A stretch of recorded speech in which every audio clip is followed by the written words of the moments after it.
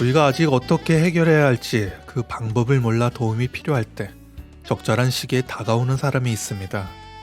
우리를 포함해서 다른 사람들이 보지 못하는 가능성을 보여주고 그 길을 찾을 수 있도록 용기를 북돋아주는 사람, 바로 선생님이라 불리는 스승일 것입니다.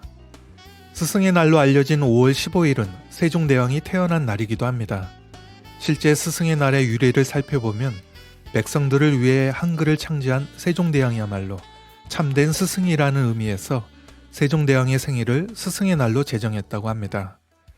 백성을 가르치는 올바른 소리, 훈민정음을 창제한 세종대왕처럼 하나님의 복된 소식을 전하는 이들, 바로 선교사님들과 함께하는 세계선교보고, 먼저 선교사 그리고 십자가를 질 수 있나 라는 디사이플스의 찬양 두 곡을 연이어 들려드리면서 세계선교보고 시작합니다. 아픔 많은 세상에 주의 복음 들고 부르시 따라갑니다.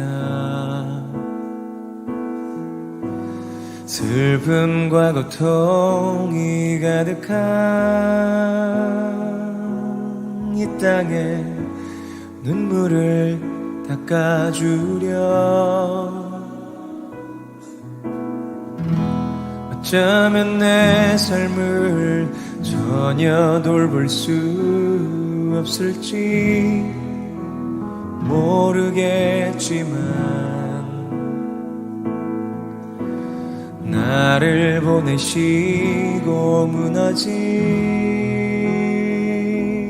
그 땅에 내 생명 묻으소서. 주님의 나라가 세워지는 것이 나의 평생 소원. 주님의 교회가 이곳에 세워짐이 마지막 호흡이 끝이 날 때까지 나는 나가리. 그날에 그토록 보고픈 주 얼굴 보리. 어쩌면 내 삶을 전혀 돌볼 수 없을지 모르겠지만 나를 보내시고 무너진 그 땅에 내 생명 묻으소서. 주님의 나라가 세워지는 것이 나의 평생 소원. 주님의 교회가 이곳에 세워짐이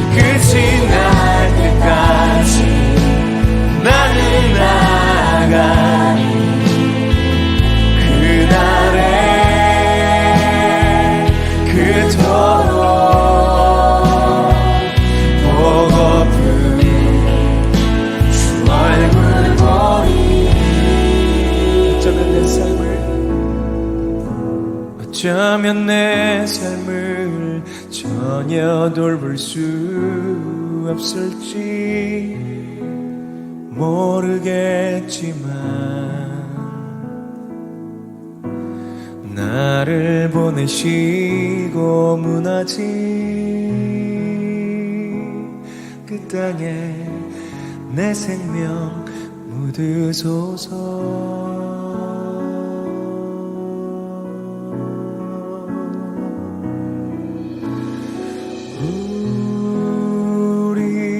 우리의 심령 주의 것이니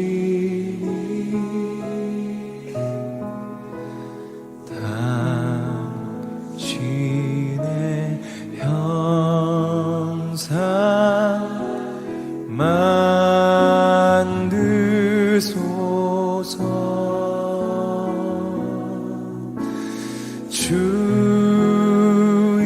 주인도 따라 살아갈 동안 사랑과 충성을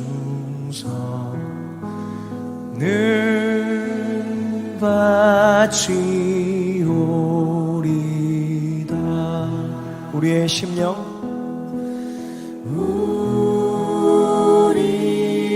우리의 심령 주의 것이니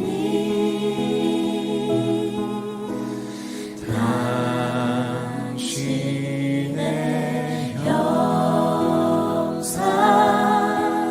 만드소서.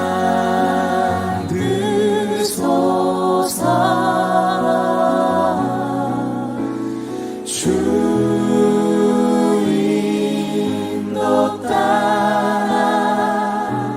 살아갈 동안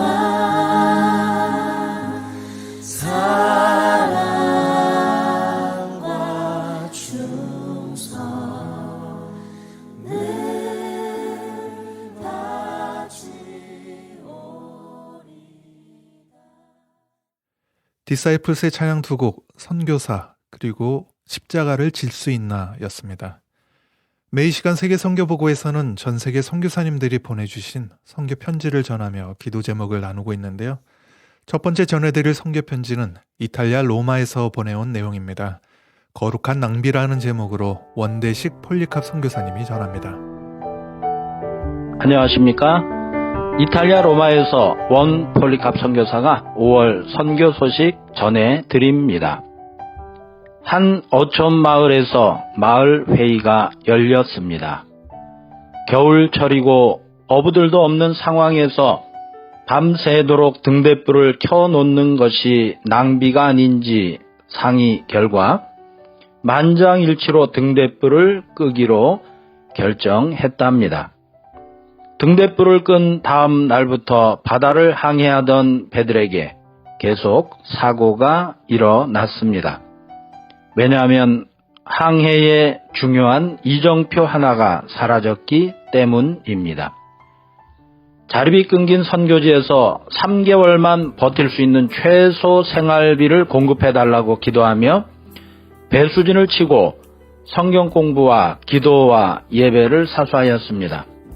코로나 팬데믹 상황에서 영적인 등대불을 계속 밝히기로 결정하였습니다. 불필요한 낭비처럼 보였으나 영적인 것을 위한 거룩한 허비였습니다.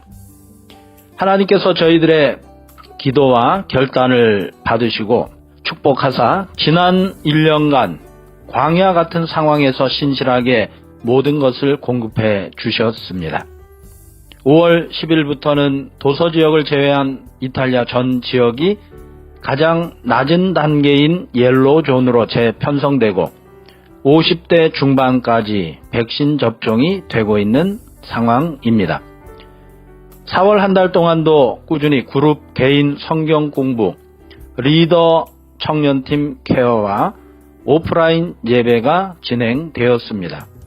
사도행전 말씀을 공부하고 예배드리며 사도들과 제자들을 통해 역동적인 구원과 선교의 역사를 이루신 성령님께서 우리들을 통해서도 사도행전 29장을 쓰는 비전을 주셨습니다.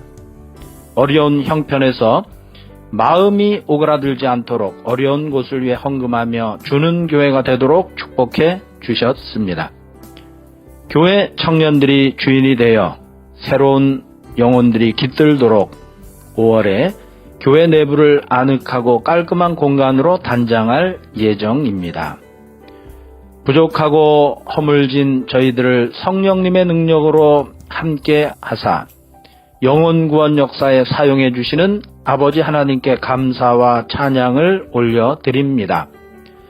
이탈리아 로마를 위해 중보기도해 주시고 사랑으로 섬겨주시는 모든 분들께 감사드리며 우리 주 예수 그리스도 이름으로 축복드립니다.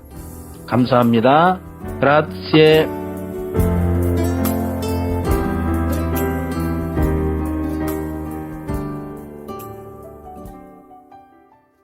이탈리아에서 사역하시는 원대식 폴리캅 선교사님이 전해주셨습니다. 계속해서 전해드릴 내용은 남아프리카 공화국에서 보내온 내용입니다. 얼마 전 남아공에 도착한 지 17년이 되었다 하시며 맞이하는 5월 더욱 사랑하게 하소서라는 제목으로 변동식 선교사님이 전합니다. 5월에는 더욱 사랑하게 하소서. 가정의 달 5월입니다. 지난 1일은 저희 가정이 남아공에 도착한 지 17년 되는 날입니다. 그날도 토요일이었죠. 장남은 고1, 쌍둥이는 중3. 사춘기가 한참 진행 중일 때 다문화 사회인 남아공에 당도하여 영어 극복하기에도 바빴고 남아공 외본부 적응하기도 정신없던 시절이 언제 있었었나 싶네요. 그런 아들들이 어느덧 다 떠나가고 우리 부부만 덩그러니 남았습니다. 어느 어른이 말씀하시기를 애들이 학교 다닐 때가 가장 행복하였죠. 정작 아이들이 학교 다니던 시절은 지지고 볶고하느라 눈꽃 뜰 새 없이 바쁘게 놓쳐버린 시간들. 그래도 저마다 천생연분 배필 만나 전 세계에 흩어져 아이들 낳고 올망졸망 살아가니 주님께 감사드립니다. 이제 남은 삶 10년을 온전히 주님께 드리기를 소원합니다. 달라진 사역 이야기. 지난달과 크게 달라진 것이 있다면 아내 정성교사가 섬기는 시자마 어머니들에게 주일 예배 참석을 위하여 차량을 제공하게 되었답니다. 작년부터 우리가 섬기는 현지인 교회에 참석을 하였지만 교통비가 부담스러워하던 차에 주님께서 소형 트럭을 공급하여 주셔서 빵과 음식을 나름은 물론 성도들에게 차량을 운행하게 되었죠. 물론 예배에 참석한 분들에게는 집에 돌아가기 전에 언제나 음식 선물을 드린답니다. 흑인 마을에도 교회는 있지만 우리가 섬기는 교회로 이끄는 이유는 첫째로는 교회를 잘 나가지 않기 때문이며 둘째는 대부분의 교회가 전통적인 사모니즘 요소가 많기에 참 복음을 들려주기 위함이었죠. 더욱이 감사한 것은 우리가 섬기는 현지 교인과 목사님께서 흑인 성도님들의 예배 참석을 아주 기뻐한다는 것입니다. 안전 운행할 수 있도록 기도 부탁드립니다. 5월 기도 제목 1. 5월 22일에 성경 읽기 그룹 학생들과 식물원으로 소풍 갈 계획인데 아이들에게 즐거운 시간이 되며 안전하게 다녀오도록 15명 예상하고 있습니다. 2. 개인적으로 물건을 팔던 시자마 엄마들이 함께 나가서 동네에서 옷을 팔 계획인데 성실하게 감당하며 안전을 지켜주시도록. 3. 주일 차량 운행 시에 적절한 인원으로 안전하게 운행하도록 남아공엔 적재함에 승차 가능합니다. 4. 큰아들 규현 대학원 마지막 시험 볼 때 지혜 주시고 필요를 채워주시도록 둘째 지년 교회와 함께 성숙한 신앙으로 자라가며 섬길 기회 주심에 감사드리며 셋째 의연 가족들 모두에게 건강 주시고 기쁨으로 섬기게 하심에 감사드립니다. 5. 저희 부부가 영적으로 늘 깨어 감사함으로 섬기며 말씀과 기도에 더욱 힘쓰도록 감사합니다.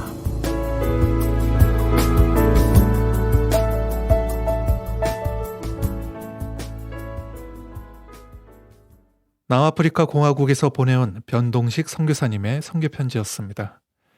다음으로 전해드릴 내용은 캄보디아 수도 프놈펜에서 빈민촌 아이들에게 꿈과 비전을 심어주며 사역하고 계신 선교사님의 선교편지인데요.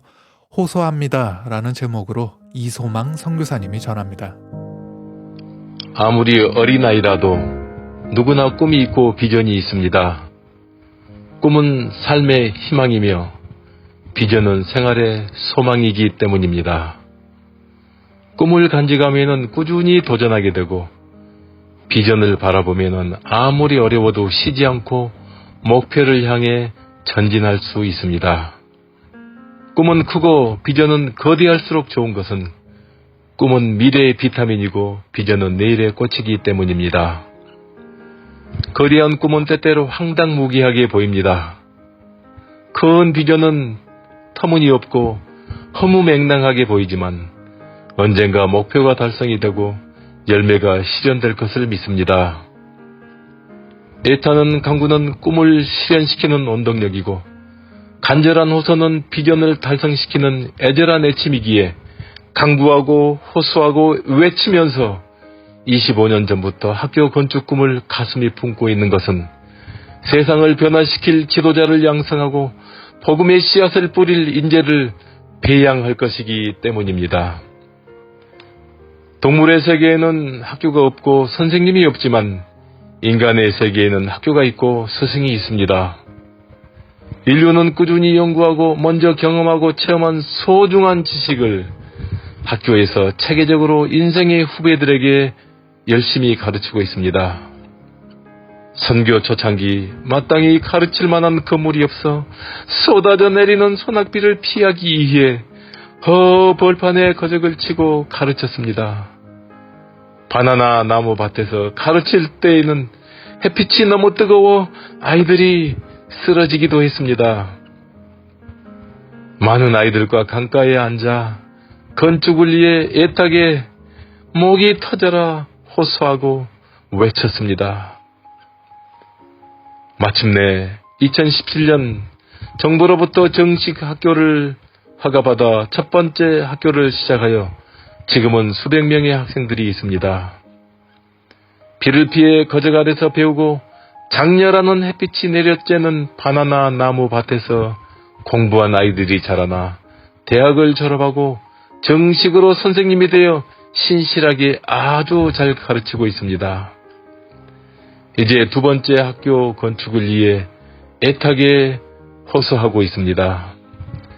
주위에 한국과 중국과 일본의 초대형 최신식 아파트가 신축되고 있기에 글로벌 국제학교를 만들어 비대면 수업을 할 수 있게 최첨단 장비를 설치할 것입니다.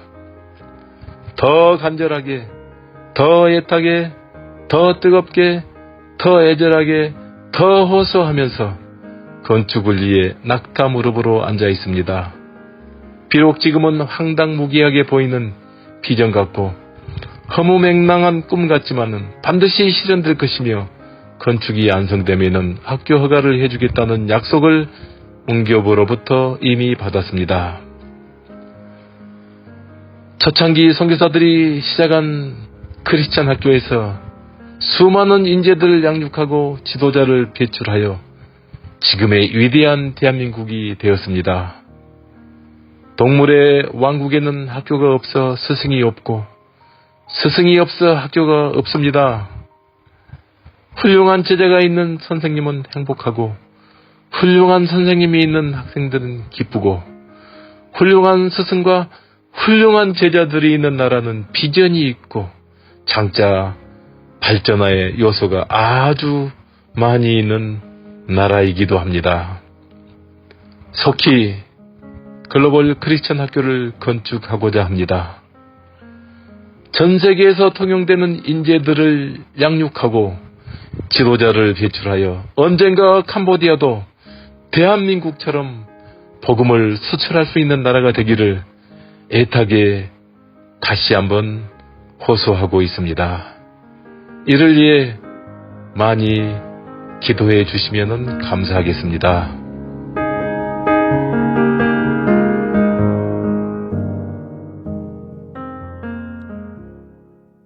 캄보디아 수도 프놈펜에서 보내온 이소망 선교사님의 선교편지였습니다. 이번에 전해드릴 내용은 서태평양에 있는 작은 섬들 가운데 축섬에서의 음식과 식습관의 변화에 대해서 마이크로네시아 괌 현지에서 사역하시는 변성유 선교사님이 전합니다. 핫바다이 안녕하십니까. 마이크로네시아의 괌에서 긍휼 사역을 감당하는 변성유 선교사입니다. 태평양 전쟁 이후에 유엔에 의해서 마이크로네시아는 미국의 신탁 통치를 받게 되었습니다. 미국 정부의 행정부가 축섬을 통치하면서 축섬 사람들의 음식과 밥을 먹는 식습관에서 서서히 변화가 일어나게 되었습니다. 그것은 축섬 사람들이 외국의 문화와 여러 가지 음식들을 보고 경험하게 되었기 때문입니다. 이전에는 축섬 사람들은 토속 음식인 타로, 빵열매, 바나나, 감자를 심고 거두는 일에 관심이 많았습니다. 남자들은 농장에서 땀 흘리며 열심히 씨를 뿌리고 나무를 심고 돌봄으로 열매들을 풍성히 거두었습니다. 그 중에서도 축섬 사람들이 좋아하는 음식인 빵 열매를 준비하고 보존하는 것이 중요한 일이었습니다. 1940년대와 1950년대에는 외국에서 들어온 음식에 대하여 별로 관심이 없었고 오직 그동안 먹고 살았던 토속 음식에 대한 관심만이 있었습니다. 축섬 사람들은 먹고 남은 잉여 농산물을 서로 협력하여 사고 팔기도 하였습니다. 그러나 1960년대와 1970년대에는 농사짓는 사람들이 점점 줄어들기 시작했습니다. 그것은 정부 기관에서 일하는 사람들이 농사에 대한 의존보다는 돈을 벌고 쓰는 일에 관심을 갖게 되었기 때문입니다. 축섬에서도 여러 가지 비즈니스 사업체가 생겨나게 되었고 사람들은 일을 하며 돈을 벌게 되었습니다. 그들은 외국에서 수입된 음식에 관심을 가지고 먹게 되었습니다. 음식의 변화는 축섬 사람들의 식습관까지도 바뀌게 만들었습니다. 1960년대 이전까지의 식습관은 대가족 사회의 전통을 따라서 가족과 친척들이 함께 모여서 음식을 만들고 그 음식을 함께 더불어서 먹는 구조였습니다. 음식을 만드는 사람들은 가족뿐만 아니라 친척들과 함께 먹을 수 있는 음식과 친척들에게 나눠줄 수 있는 음식을 준비했습니다.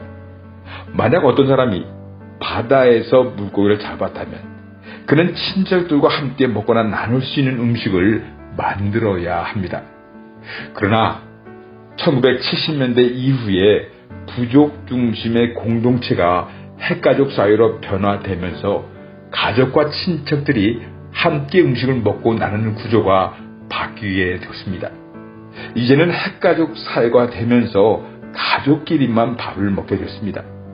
만약 가족들이 식사를 하는 시간에 친척이 지나간다면 엄마가 그를 불러서 음식을 먹게 하거나 그에게 음식을 주어서 집으로 보내는 경우가 있었습니다. 축섬 사람들은 전통적으로 손가락으로 음식 먹는 것에 익숙하였습니다. 축제 때나 어떤 파티에서 음식을 먹기 위하여 스푼을 가져가기도 하지만 그것은 소수의 사람들만이 사용하였습니다. 대부분의 사람들은 손가락으로 음식 먹는 것을 선호하였습니다. 그러나 최근에는 이처럼 손가락으로 음식을 먹는 사람들이 줄어들고 있습니다. 축섬 사람끼리 음식을 먹을 때는 전통적인 방법인 손가락으로 먹지만 식당에 가거나 외국인과 함께 밥을 먹을 경우에는 일반적으로 스푼과 포크를 사용하게 되었습니다. 괌으로 이주한 축섬 사람들은 어떤 음식을 좋아할까요? 그들은 빵나무 음식 대신에 쌀로 만든 밥을 주식으로 먹게 됐습니다. 마켓을 운영하시는 한국인 주인들에게 물었습니다. 축섬 사람들이 마켓에서 잘 사는 음식이 무엇일까요? 술과 담배를 잘 사가고 달콤한 과자와 음료수, 스팸 종류의 캔 음식들, 치킨을 잘 사간다고 했습니다. 축섬 사람들의 특징 중 하나는 야채를 거의 먹지 않는 것입니다. 학생들을 맥도날드에 데려가서 햄버거를 사주면 그들은 야채를 하나하나 빼내고 먹는 것을 보게 됩니다. 이처럼 그들은 야채를 아주 싫어하고 스팸 같은 깡통을 좋아합니다. 괌에서 축섬 사람들은 건강에 살고 있을까요? 몸에 안 좋은 캔 종류의 음식을 먹고 밤중에 밥을 실컷 먹고 곧바로 잠을 자는 습관들, 야채를 싫어하고 운동을 싫어하고 달콤한 음료수를 입에 달고 살아가는 그들이 현대병을 피해갈 수가 없었습니다. 비만, 고혈압, 당뇨, 심혈관 질환 같은 현대병으로 고생하는 축섬 사람들이 많이 있음을 보게 됩니다. 이것은 섬 생활의 자연적이고 건강한 음식을 버리고 도시 생활에 적응하는 과정에서 생겨나는 안타까운 현실이라고 볼 수 있습니다. 하나님 아버지, 고향을 떠나서 괌에 와서 살고 있는 축섬 사람들을 불쌍히 여겨 주시옵소서. 음식의 변화로 건강을 잃어버리는 축섬 사람들을 붙잡아 주셔서 건강을 회복할 수 있도록 도와주시옵소서. 아멘, 아멘.